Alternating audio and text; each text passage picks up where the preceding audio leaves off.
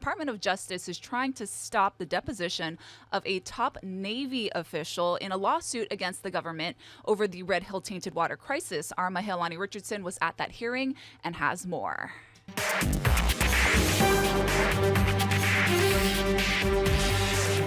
All right, Mahea, so what happened in the hearing today? Well, the government is trying to quash a deposition of Admiral Samuel Paparo.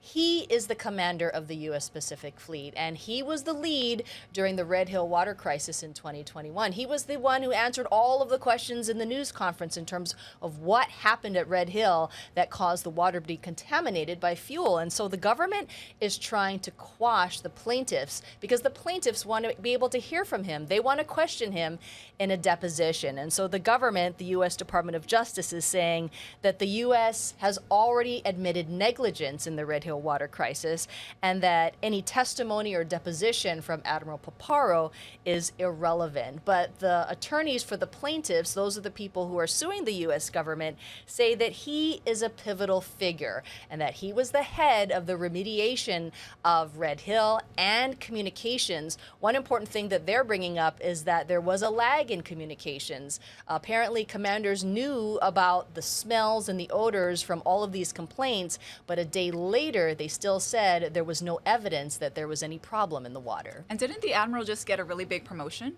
That's right. So he has been nominated by the Defense Secretary to be the Chief of Naval Operations.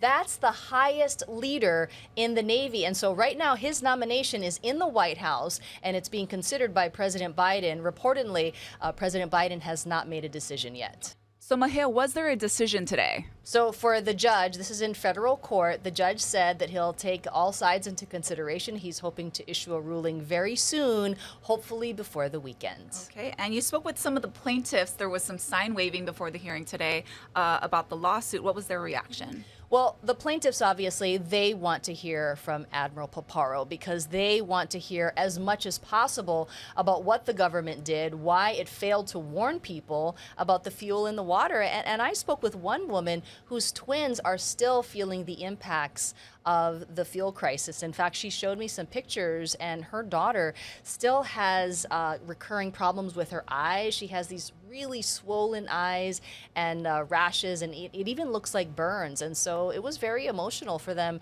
to be at this hearing. And so we're going to be hearing from them in our later newscasts. And we reported yesterday that this lawsuit has grown significantly. Do we expect it to grow even more? Well, Michael Green, who's a local Honolulu attorney, he has hundreds of plaintiffs.